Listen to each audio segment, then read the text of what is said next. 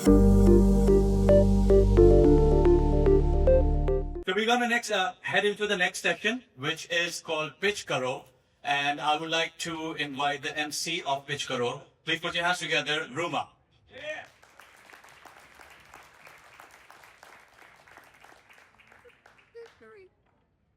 Hello everyone, I'm going to start over. My name is Ruma Samdani. We had a little slip over here, which I guess we're having a little technical difficulties.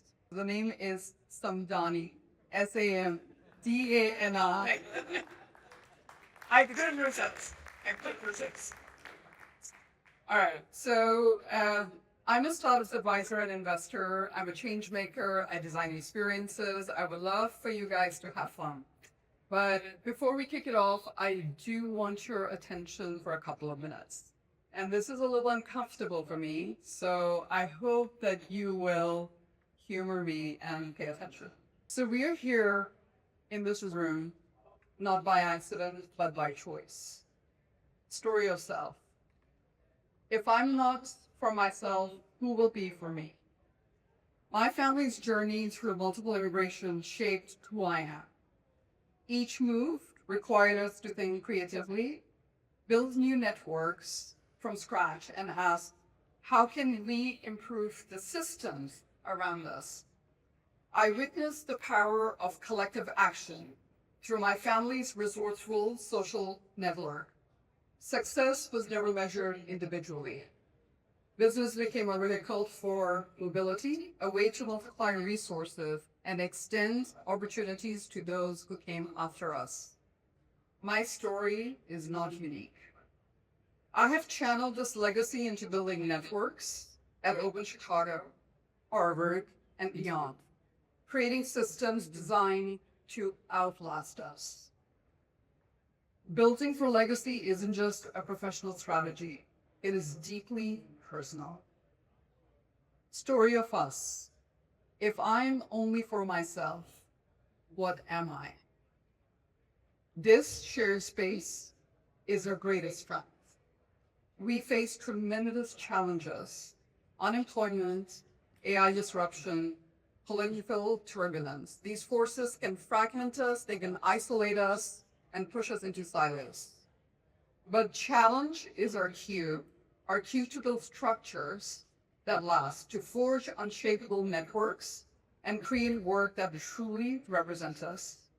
We need to meet this moment with grace and our greatest force. If we want to do this together, we must commit to one another. Centuries ago, a pioneering expedition of 2,000 boats marked the beginning of the American Muslim story, an adventure of epic proportions. Today, that story continues. We are writing the chapters that define what's possible. The choice is ours, all of us in the room. We are reading narratives and story that someone else composed, or are we willing to commit in this moment to write our next chapter together? It's our responsibility to write what's next. Story of now. And if not now, when?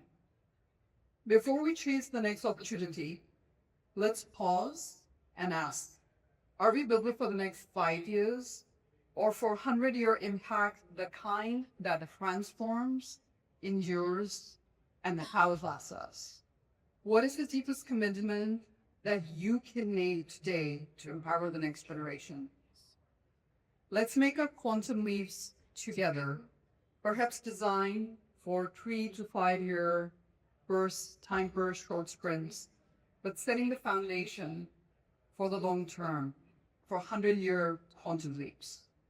So my friends, I ask not what this network can do for you. Ask what we will do for each other.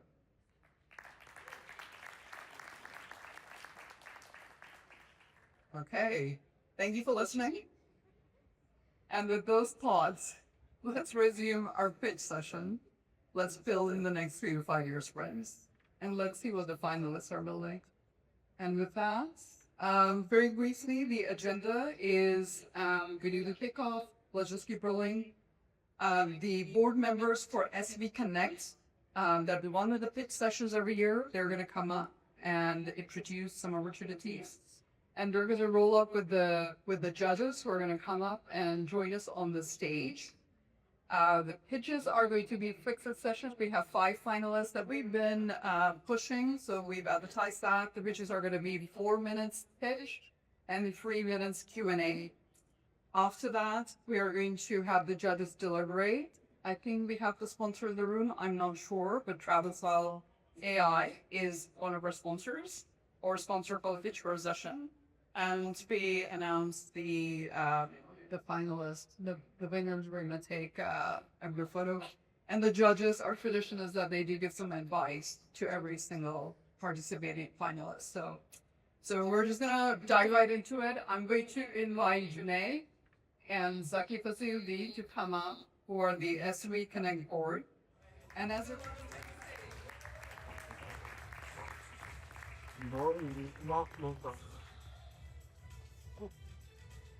My name is not Mamtan. Welcome everyone. I want to just take a couple minutes to talk about how this Pitch Karo all started. There is an organization we found a few years ago called Open SBConnect. We can think of it as a parallel organization to Open SV, Open Silicon Valley. Open Silicon Valley is mostly member-driven, member benefit organization. Open SBConnect is for the entire community of, you can think of Pakistani diaspora or global diaspora.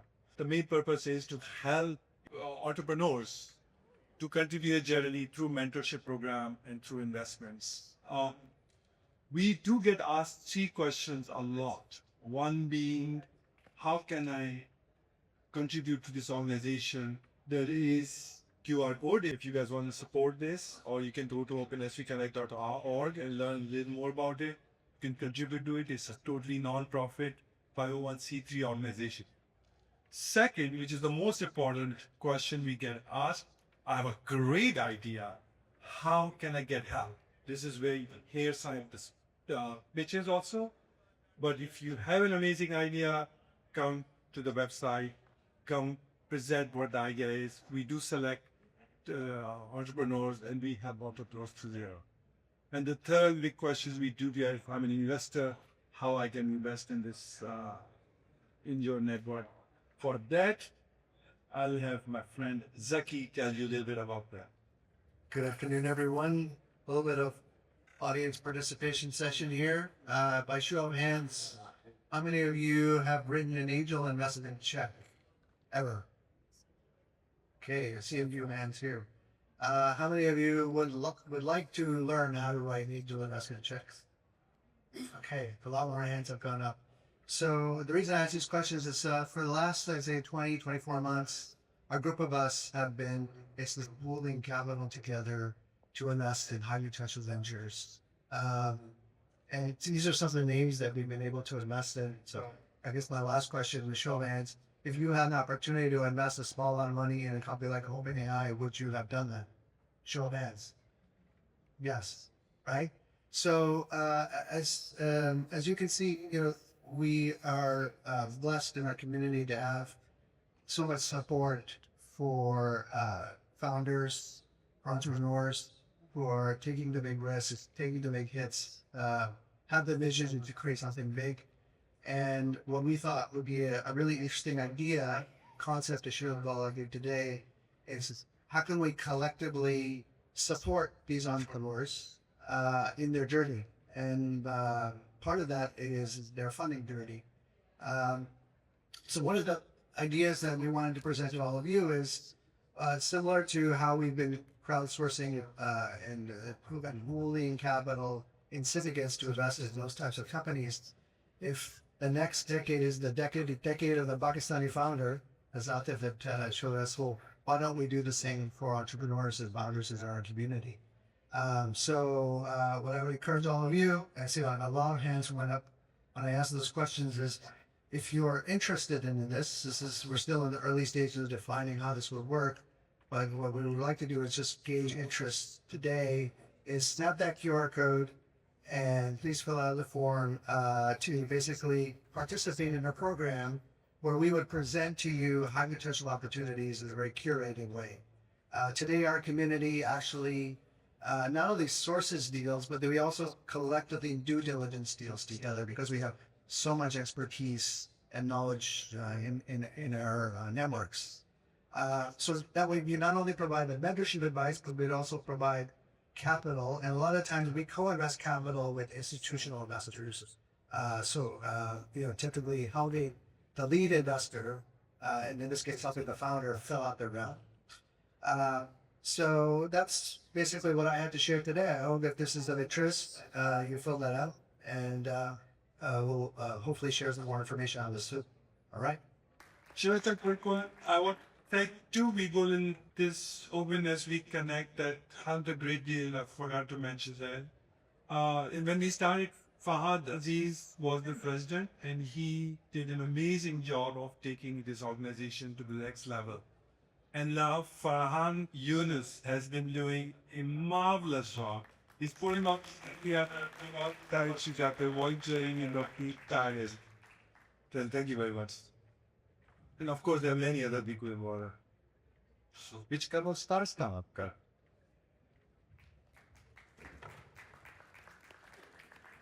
So returning, we have our judges, Bilal Zaberi, Daniel Zadon, Ahmed Feshti, Gazwa. Hi everyone, my name is Haswa. I'm one of the non-Pakistanis here. We welcome everyone, Gazwa. I know. Everything you heard. Yeah, I'm actually half Syrian Lebanese and half version, so not too far, and a very similar culture and hospitality and community. I work at Lux Capital, which is right now we're investing out of a 1.15 billion fund, and we invest in the intersection of deep computational sciences, deep active bio, and I myself like to spend my time in infrastructure, creative tool, developer tools, and physical AI a little bit. And I'm very new to San Francisco. I actually moved here a year ago and come from a more private equity startup. I used to be the first hire and go to work in person at a very early stage startup before this. Very excited to be here and to join everyone and to learn from everyone. Welcome, Gazwa, and hopefully we'll see you for the next many, many, many years. Ahmed Feshti, almost San Francisco native, 30 years there. Background quickly, engineer, lost my intelligence, got an MBA, became a consultant, then decided to regain it by starting a company and being an entrepreneur, early entrepreneur back in 2000 in an early fintech called Square Trade. Built that over 15 years. I exited in 2017 into a transaction over $1 billion, and then I did a bunch of investing, founding member of Mectus Fund. We've invested in over 100 companies, mostly at the seed stage, on a few boards, and about 3 years ago decided to restart another company, so back to being an entrepreneur now. Hi, everybody. My name is Danielle Duda. I'm a partner at Cherubic Ventures. I've been at this fund for 8 years. I am born and raised in San Francisco. I am Palestinian and Syrian. And before working at Cherubic, I was at Google. My background was building and running different sales and technical teams in different parts of the world, particularly Brazil and parts of Latin America. I also lost a lot of my intelligence. I went to Berkeley for my MBA, regained it back when I found myself falling back in love with founders. I think founders are the most gifted creatures on earth. It is an honor to support them daily at my fund, and happy to be here. Awesome. Bilal Zaberi here. I'm founder and managing partner at a new fund called Red Glass Ventures. I'm originally from Pakistan, so representing the minority here in some ways. But I've been doing this for a number of years. The point of doing all of this, and I think for those in the audience, is to hear a pitch, to understand what a pitch looks like. I see a lot of young faces probably doing it for the first time, maybe thinking about what it's like to pitch a company to a VC. That's the idea, that you have people who are investors here to hear their feedback. And then the second part of that is to encourage everyone that, reach out to other people even if you're not a founder, I mean, everybody has to pitch themselves at some point to somebody or the other, to reach out to people like us and others to ask for advice. So I hope one of the messages you get out of this is that we're here to sort of help you be able to sell yourself better to whoever your audience will be. And by the way, are you getting this feedback? Fun. And you're doing this. So this is the older Sarahbox, your app. There's a clicker here. Hi everyone, I'm building Sarahbox and we're building search for AI agents. I kind of think of building AI agents similar to getting your son or daughter into a rishta, a relationship, you take her to the rishta auntie, she has hundreds of biodata, tons of WhatsApp messages, and tons of pictures of good-looking boys. That's really similar to actually AI agents. They have tons of documents. You want to ask them questions, and you're looking for the answer. But here's where it gets a little bit different. You want to ask RDG, can you find me a good doctor boy from Lahore whose father is also in healthcare? And his family also speaks Punjabi. Now, RTG is locked in. She knows her data well. But this question is really difficult for AI agents. You see, this question is actually 4 different questions in one.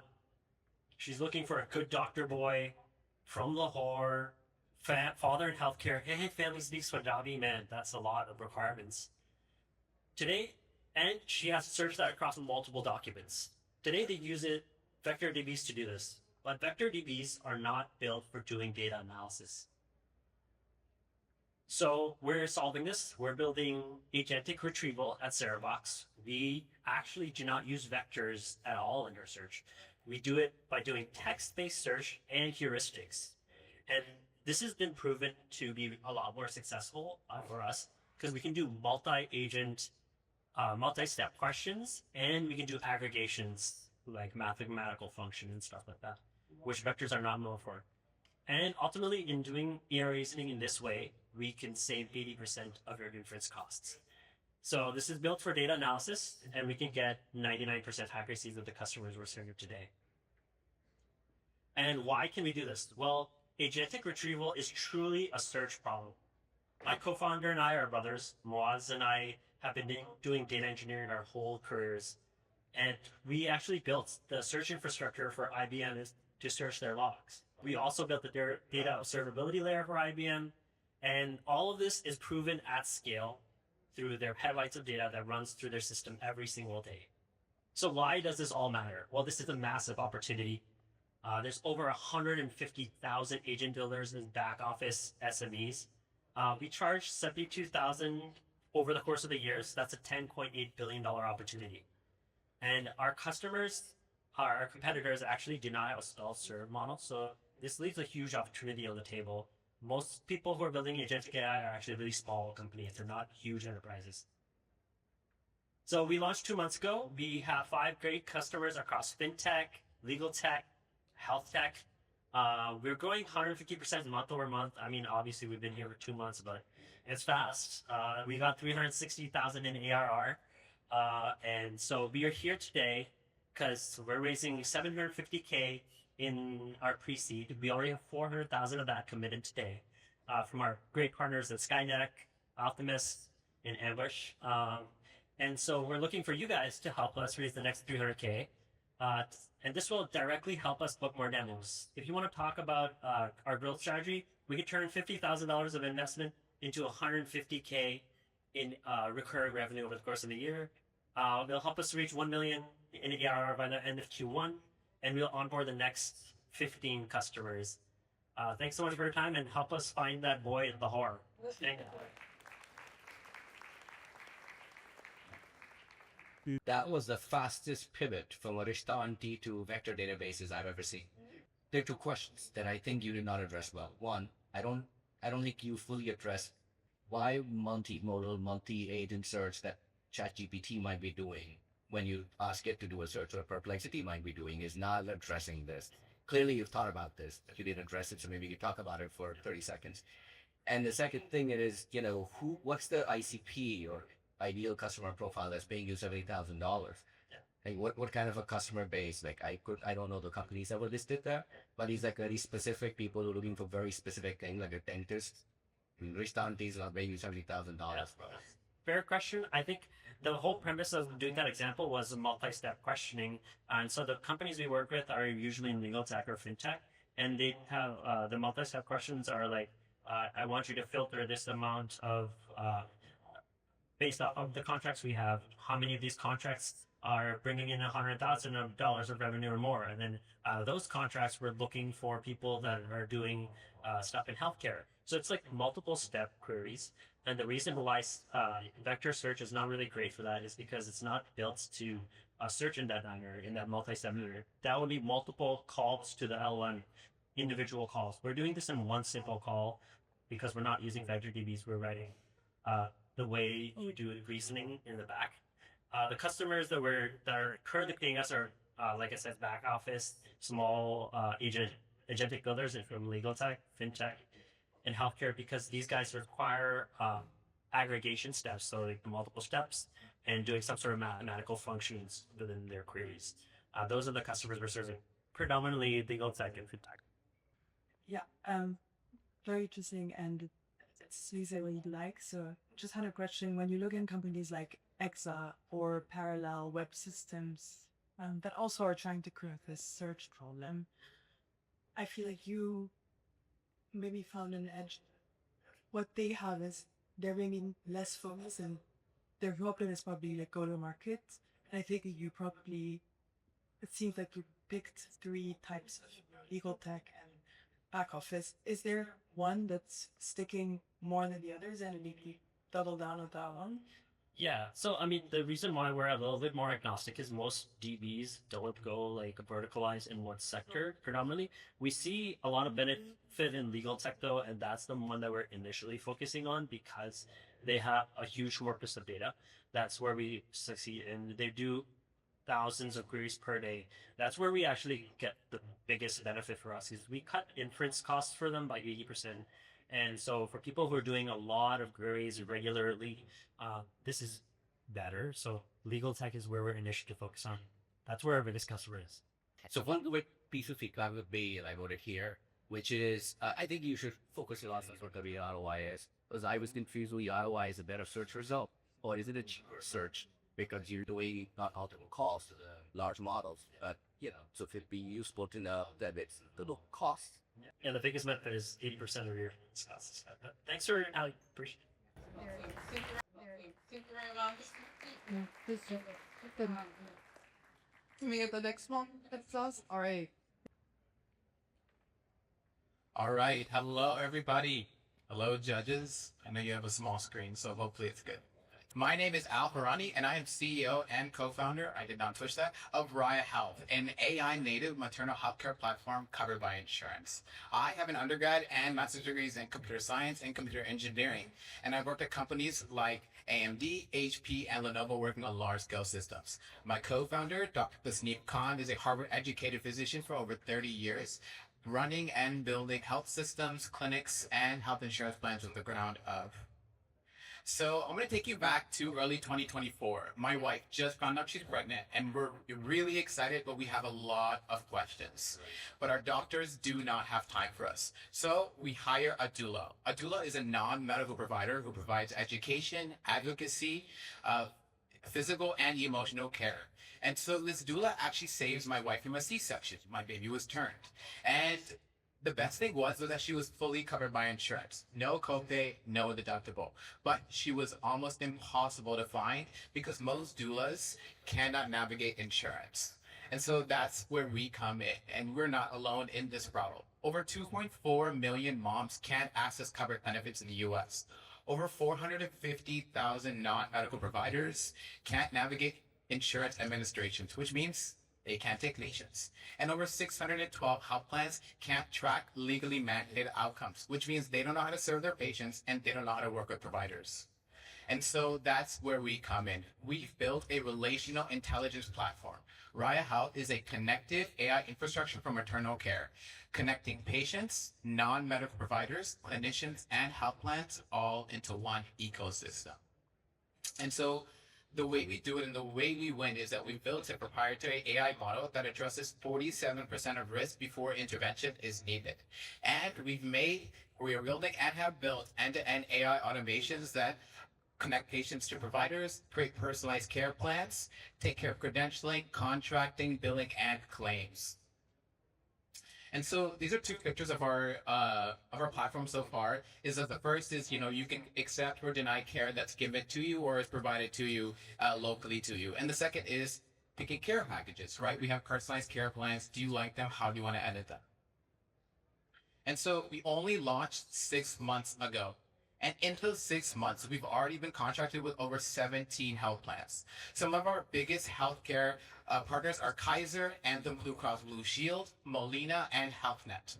In under 6 months, we've been able to care for over 1,500 patients and seen 130% month-over-month patient growth with a 96% patient retention. And that's led us to over $5 million in ARR with a 73% month-over-month growth in that revenue. And so our business model is simple. We're able to reimburse a minimum of $3,300 for just doula care. But our revenue streams don't stop there. We'll be extending into overnight care, postpartum care, and integrative care. And the market is humongous for non-medical maternal health. It's a $38 billion opportunity with the 3.6 million births that happen annually. And California alone is a $4.2 billion market with over 400,000 births. And we partner with hospitals, clinics, health plans, and community centers. We're actually launching a pilot with both Kaiser and Sutter locally in the next 2 weeks. And we've already raised by $500,000 as part of our pre-seed in under 7 days. And we'll be raising our seed round in early January for $3 million, which will be a catalyst to get us to $33 million over the next 18 months. So please join me in making care accessible for all moms, families, and making happier families. Thank you.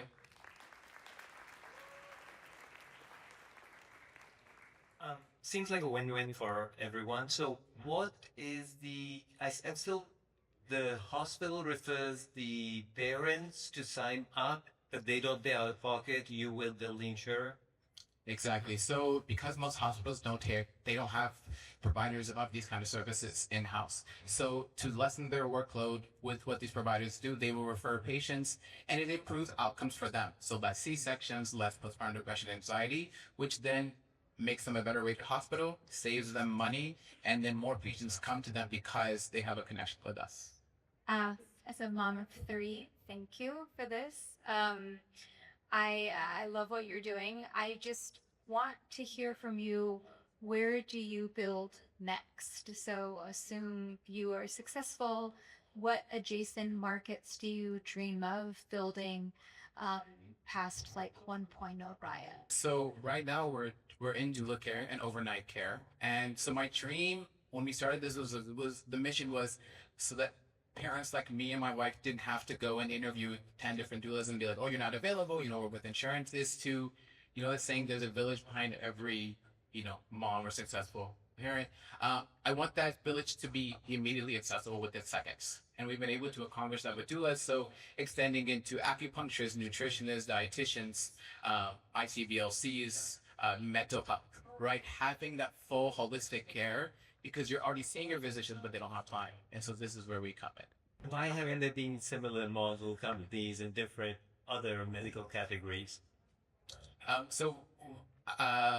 We have, there was a big surge, I think, in remote patient monitoring. There's a big boom in that. There's big booms in mental health, right? And providing support in that. Doula benefit is a very new benefit, is what I'll say. In California, it became extremely accessible at the beginning of this year, which is why we jumped and launched on it. It's accessible in 22 other states and will be accessible in 14 more after that in the next year. These other benefits, some of them are accessible through insurance and some are not. No one's really gone after being able to put them together using AI, creating a holistic personalized care plan, and being able to link the individual providers, right? Consolidating the market hasn't been possible because insurance doesn't cover it, but now that they have, it's a new model to jump into. All right. Thank you so much, Ultimash and Raya Health. Thank you so much. All right. Let's invite our next startup, Advisor, come up on stage. Yes, you can clap. Come on, guys. Give up some energy. Hello, judges. Hello, Grab. Advisor makes higher education effective, affordable, and efficient. We are replacing the $180 billion textbook publishing and courseware industry. Hi, I'm Shark. I've been building in AI for the last decade. And, before it was cool. And I launched another company, another EdTech AI, in which I found that most of my students were just using AI to cheat on their homework. And I didn't want that to be my legacy. And so that's what brought me to building Advisor. My co-founder, Ramiz, he's been saving lives on the front lines as a social worker, and he's led growth initiatives at startups that have generated over $500 million.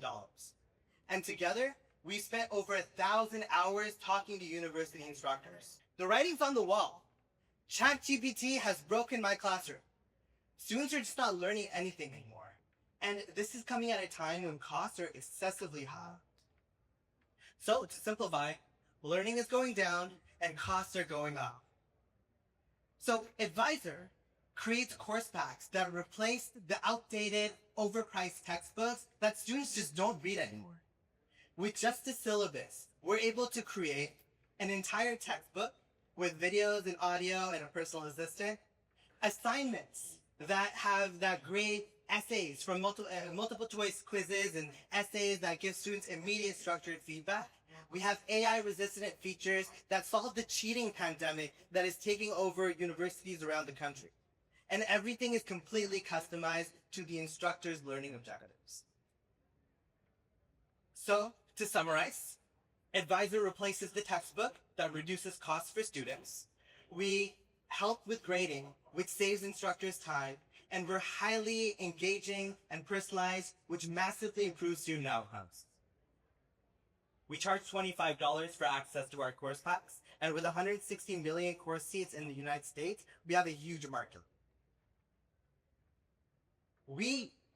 Our $25 course packs are more effective and more engaging than the $100 material that most of these publishers are provided.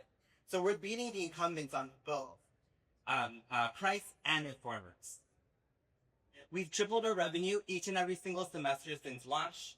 We're in 40 universities right now. We're growing at a rate of 25% month over month, and we're currently at $200,000 in ARR. Our customers love us. Students are 84% of students prefer to use Advisor over a standard textbook. We have a 90% retention rate with instructors, and in fact, 30% of new business actually comes from referrals from instructors that love us. And they believe in us so much that most of them have constituted a large part of our race. We're oversubscribed right now, but we're open to taking a little bit more from impact investors who can help get us more customers. And that will let us knock on more doors and make more phone calls. And that'll get us to $600,000 by February and $2 million by the end of the year. If you are an impact investor who can help us get more customers, or you're an educator who wants to see Education 3.0, let's talk. Awesome. Thank you. Co-founders going to be point. Co-founders sell it to universities and educational institutions, or Paramount has been the case of death for most companies that are trying to do it. What makes you different? Why do you think you'll succeed? So we've adopted the old school way of sales. Like I said in my pitch, we're picking up the phones, we're calling, and we're knocking on doors, right? Many startups are not willing to do that. And that's one of the things that really sets us apart, because we're selling like a publisher. The other thing is that many of these ed techs also aren't really solving a problem for every level of student, instructor, and but that's something that we're doing. So there's a massive need for what we're doing. I mean, 80% of our demos turn into onboarders, right? There is a huge amount of demand for something like this. And so for now, it's easy. Just a question: when you sell to universities, how does your onboarding look like? And how personalized is your experience? And is there type of teaching that you optimize over others? Like how to treat maths differently from science?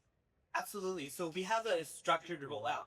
So we're focused on business professors, business classes right now, and we've worked on it there, right? And we need more feature parity for computer science and physics and the harder sciences. We're now rolling out to social sciences. Essentially, how the sales structure works is we're literally calling these professors, getting them into demos, and then onboarding them, in which we take their syllabus, build a course right in front of them, and essentially work with them to iterate the course until they're happy with it. And we have the agents that AI agents that are able to assist with that process as they come.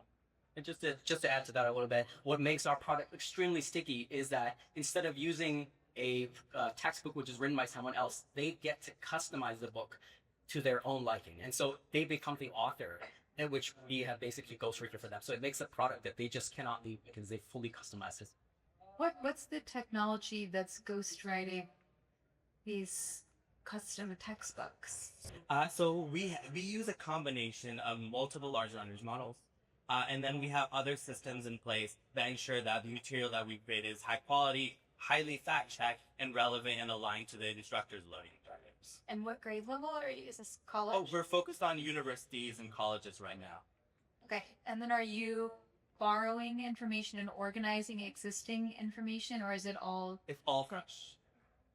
What sort of systems do you have in place to make sure it's accurate, appropriate, relevant? A lot. But we're fact checking against different models. We're fact checking against the internet, and then we're fact checking against our own knowledge base of content. All right, Marika, Shari from East.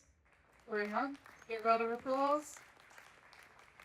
And let me welcome us. Our next presenter is Miles from ReadyCar.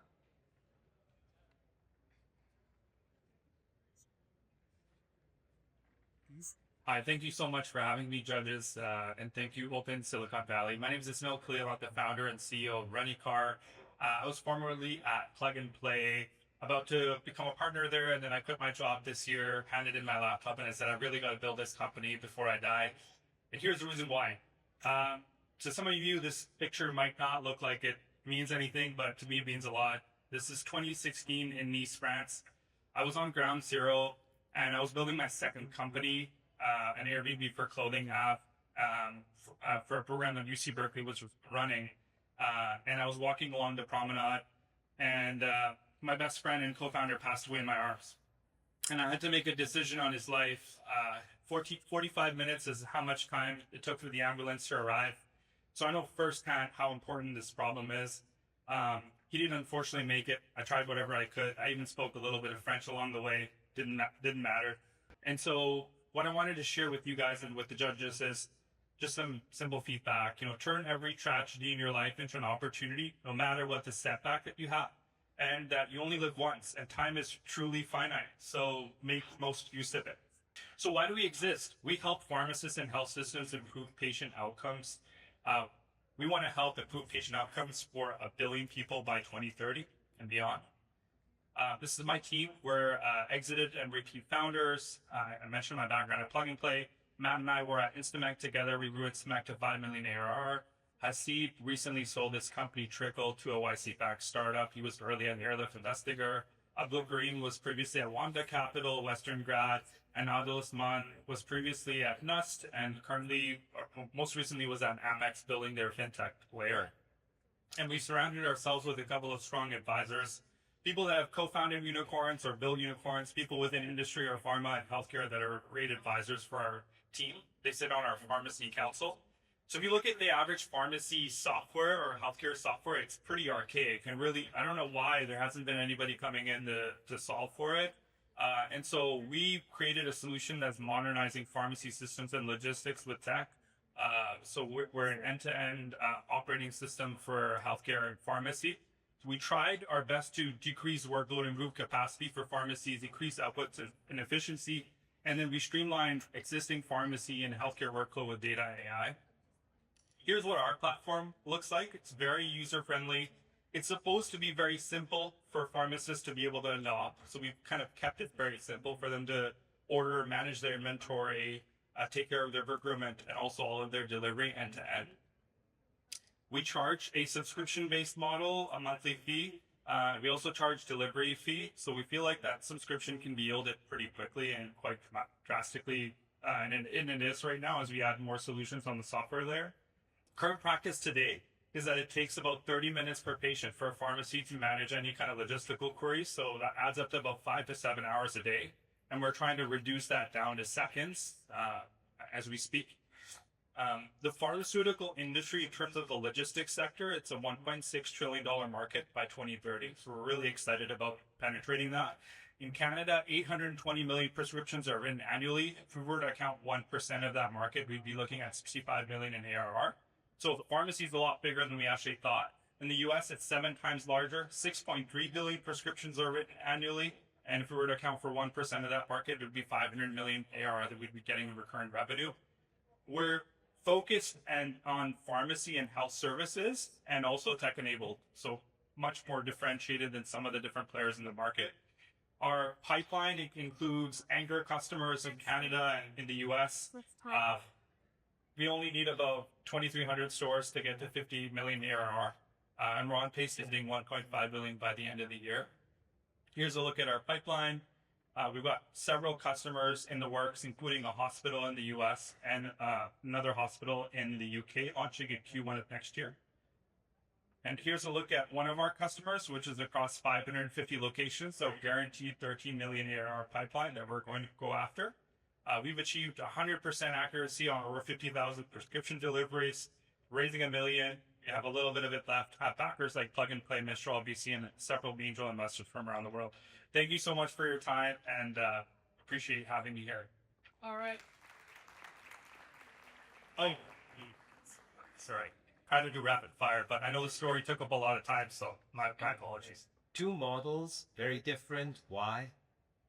One delivery, one operating system. Yeah, great question. So when I started ReadyCar, a friend of mine that was a pharmacist reached out. He was telling me that they were delivering insulin in Ziploc bags. And then he was also telling me that they had tons of different workflow issues.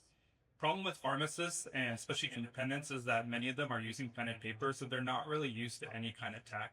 But they are used to delivery, and at least offering free delivery. So we thought, hey, we'll use delivery as a wedge to kind of get in. And then as we improve that infrastructure there, we'll add software to that entire experience. So we're effectively making it go from pen and paper to software on the software side, and then we're still charging for delivery.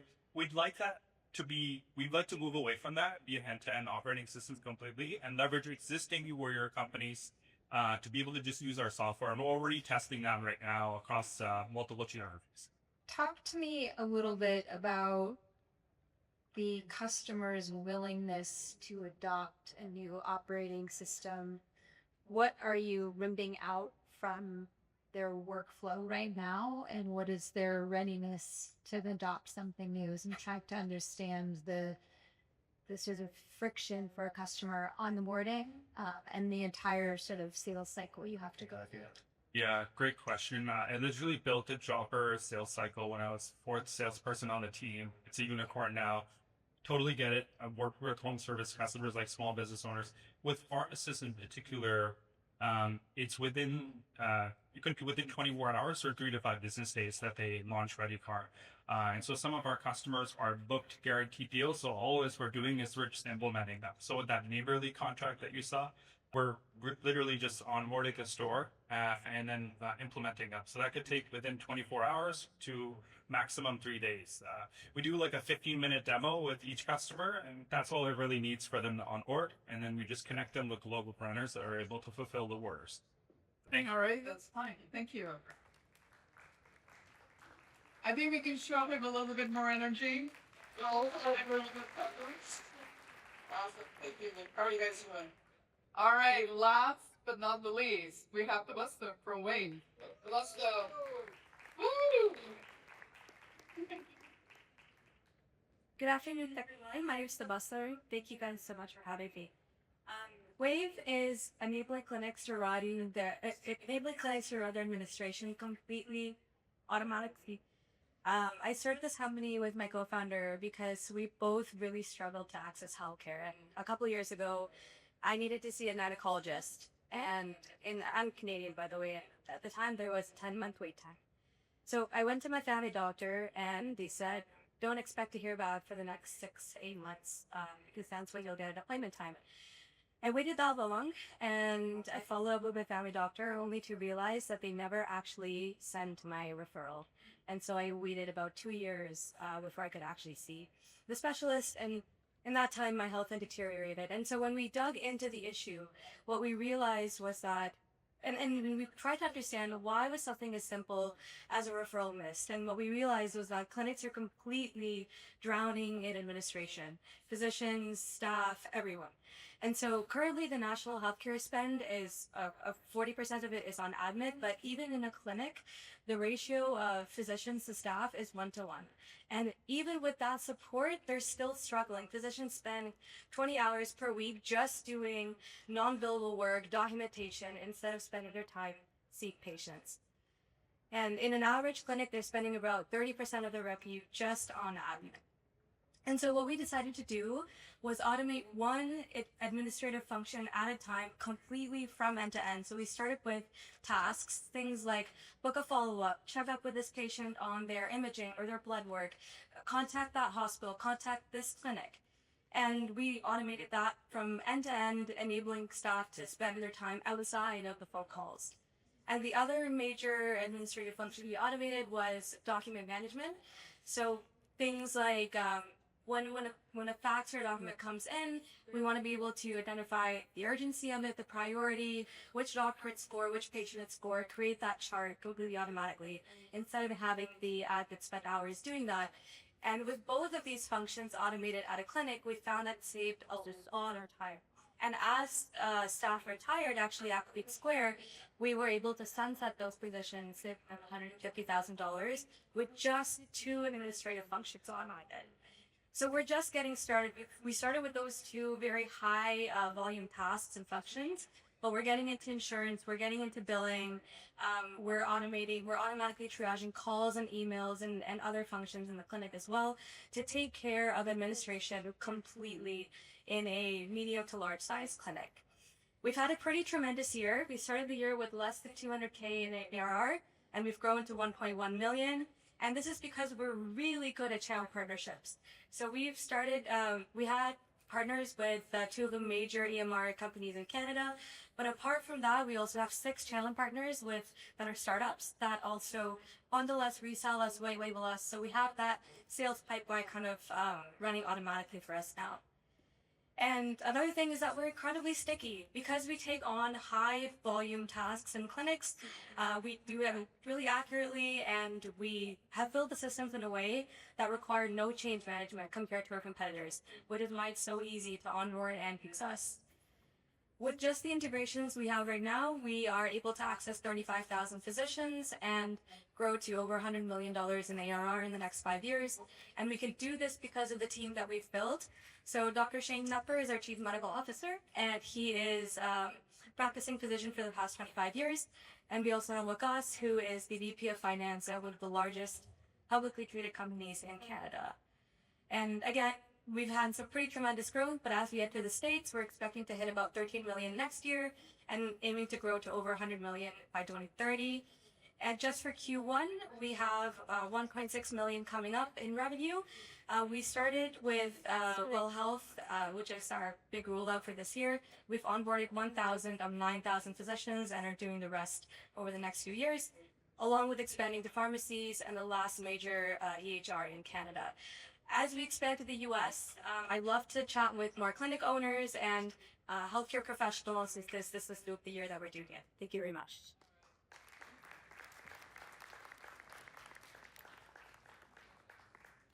Why did the EMR build this? It seems like a feature. Is it a company? Yeah, I mean, so EMR companies are really old.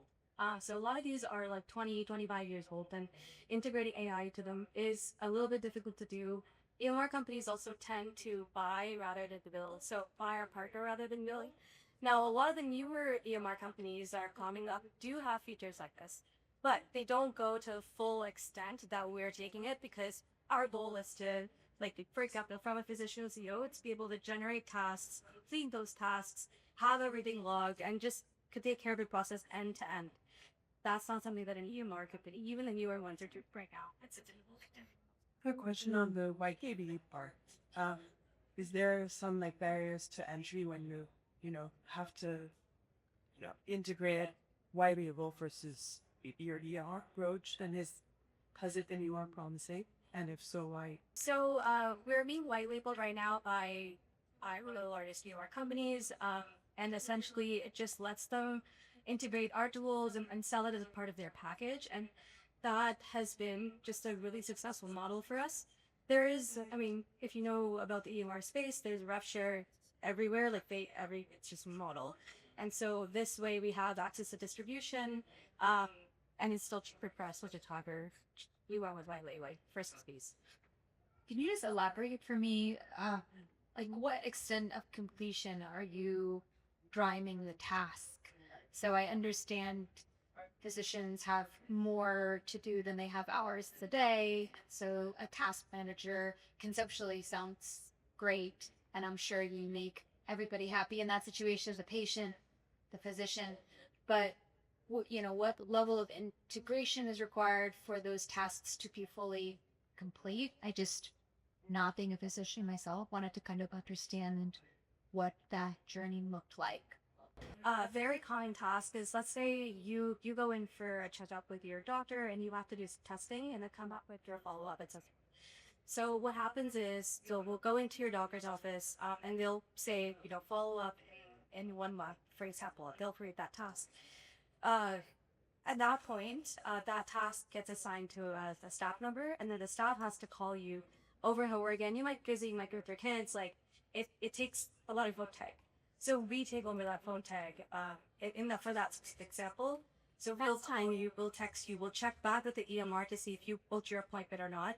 Then we'll do the next level of follow-up and kind of keep doing that, check it back with the system to make sure you've booked your appointment. Now, that's just one example. Another example could be like from a physician's notes, we would be able to look at what tests need to be ordered, automatically fill out those tests, order them, and then maybe in fax off our physicians. So based on the workflow, we can do, it's just great. Awesome. Thank you so much. Great. Thank you so much. Give it up for Tabasco.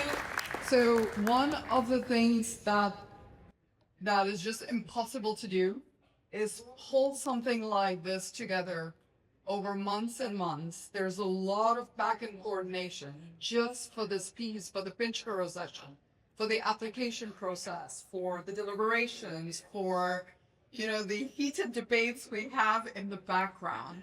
So I want to take a moment to also acknowledge our fearless volunteers. So we have Sadia, who's sitting here doing time. We have Edizaz, who's running the AV, who's responsible for all of the sound tracks. So that's Edizaz. Rabia, who's not even physically here, she designed all of her content. So we have an amazing team. And then Zoya, who joined us pretty late, but she stepped up, and she's been the one coordinating with you guys and ushering you in. So a huge, huge, huge round of applause for these amazing volunteers who have been texting non-stop at 1 and 2 in the morning, so we're so happy that this is done.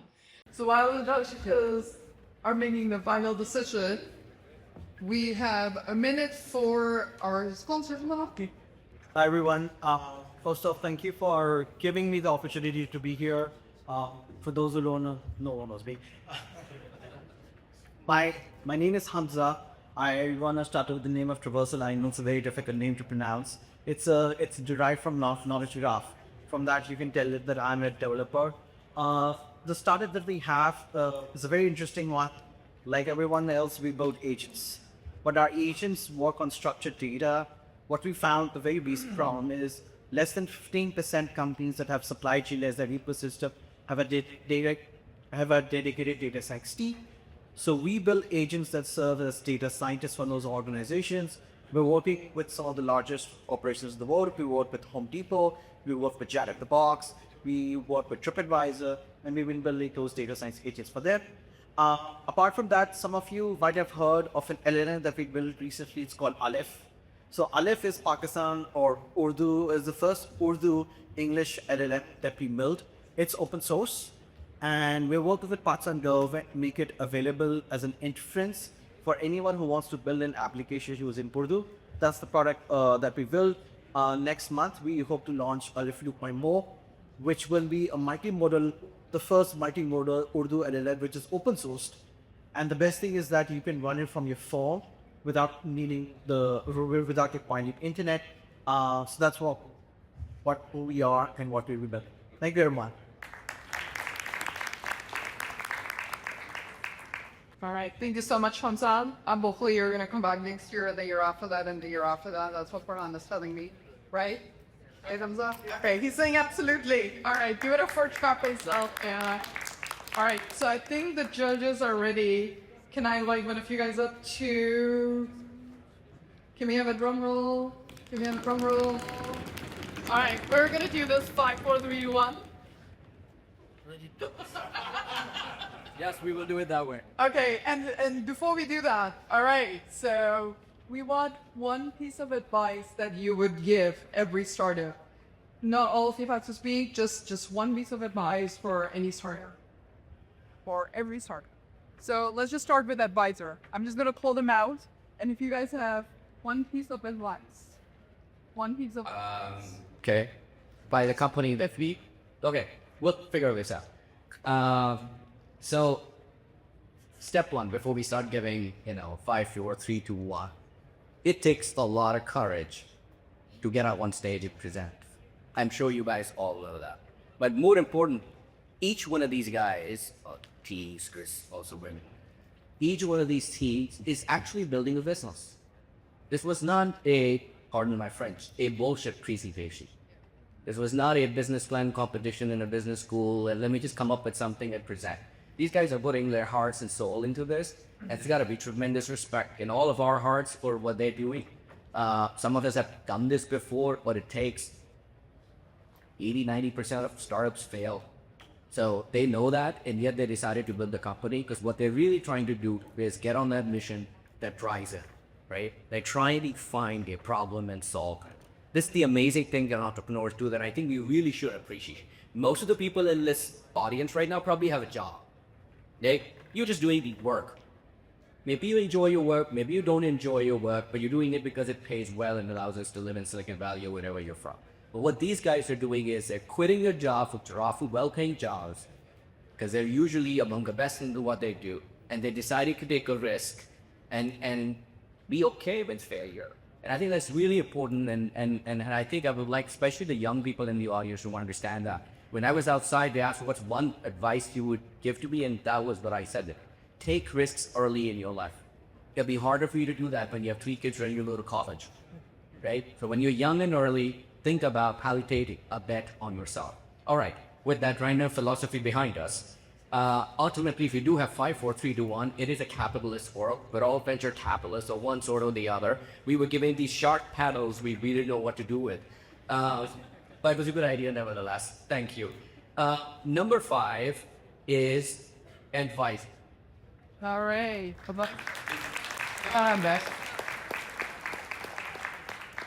You want to get the movie?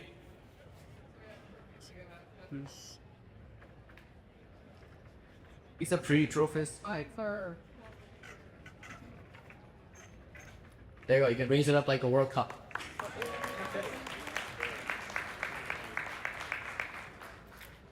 All right, advisor. Awesome. One advice, and I'll just get started, and I think others can give advice to other people, is one big concern we had that you will run into IP infringement type situations very quickly. Unless you're creating a lot of content. If you're creating a lot of new content, then there's a whole question around where's the learning coming from and where's that content being generated. I'm sure you guys have thought about this quite a bit, but we only have to go by what we got presented, and that was a big concern for us. Number 4, Cerepox.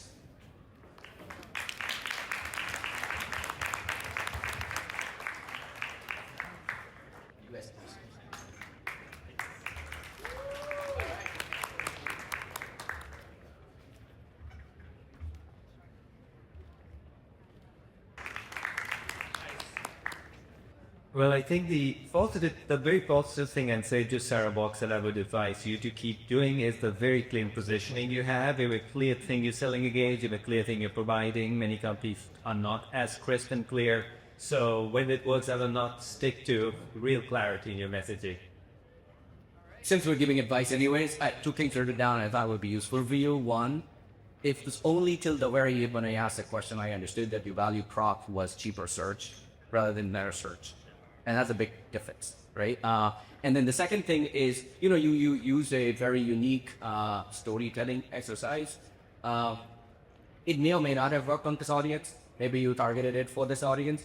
I often guide, I'm assuming you're not going to be pitching using Rista T when you're pitching a DC. But you have to be a little bit careful with these kind of stories, because sometimes people get too lost. If your story is really funny, people get too lost in the funny part of it. And then they can't see to, make a connection to what is really happening. Which is literally for me, I was like laughing and I'm like, wait, okay, I know vector databases. Now let's talk about what's happening in search. It was a very quick mind shift that's hard to compare. Third, ready car.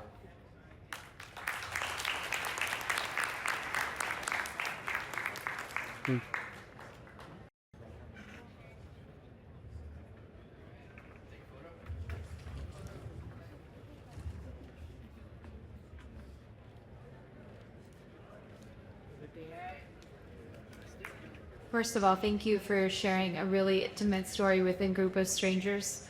I echo what Kulal said. Being a founder is incredibly brave, and it also requires you to dig very, very deep to build something that stems from sometimes pain, sometimes passion, sometimes both. So thank you. I would say consensus among the judges is this is very interesting, very cool. Given we only had 4 or 5 minutes to hear it, the primary point of feedback is focus, focus, focus. I think we were all a little bit concerned how anyone can sort of build basically 2 products at once, and the operating system I think is very interesting for us. The courier service less so, especially given there's, DoorDash is moving into this space and there's courier white label options. And so we just wanted to give you the advice to focus so that you could build something really exceptional on OS side. Number 2. The minute I say number 2, you will know what the number 1 is. So maybe we should just do 2 and 1 together. No, let's do number 2. Number 2 is wave.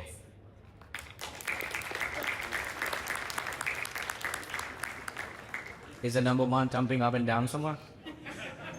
Thunder quitters. Basically photo.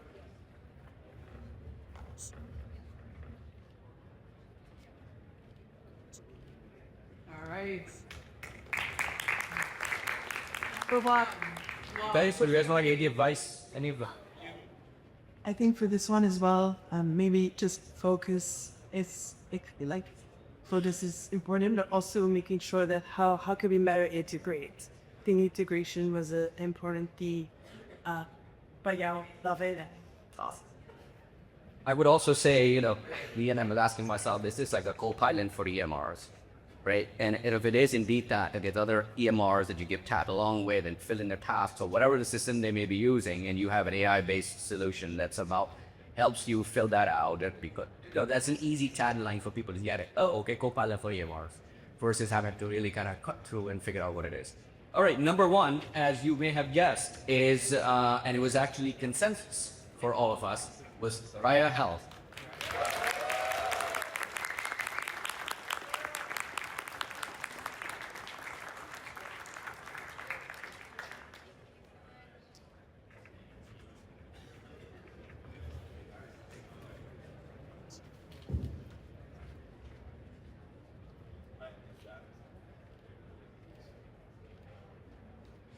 All right. These photos can be sent to the Arista auntie, but most of us are buried here, so I'm not sure what good comes off that. Anybody wants to give it any feedback? Yeah, it's not perfect. I think it was, I really like the clarity in the positioning. I really like the win-win that your key distribution channel benefits the better you do and they do. So I really like all of that.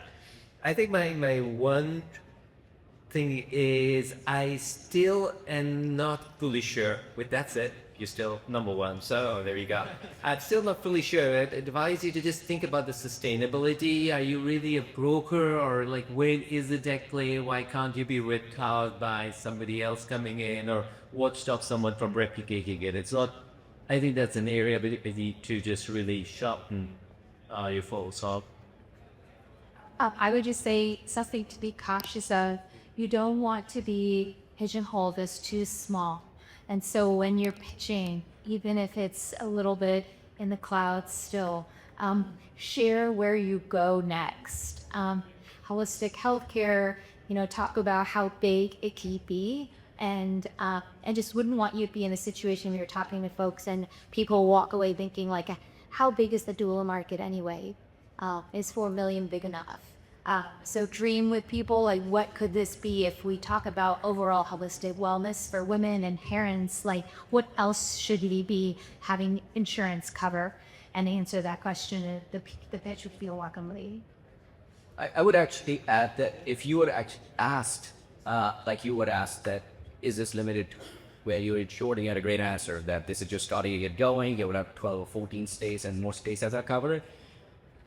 This is also a benefit that as people get used, you can imagine, self-pay and other corporations would start thinking about this as well. So a lot of fertility benefits, and not necessarily always covered by insurance, but companies pay for. It's almost seen as a benefit that people need, especially the young population needs, to be able to attract. So your market might actually in future it'll be much larger. It is okay that you stay focused, you're not get distracted.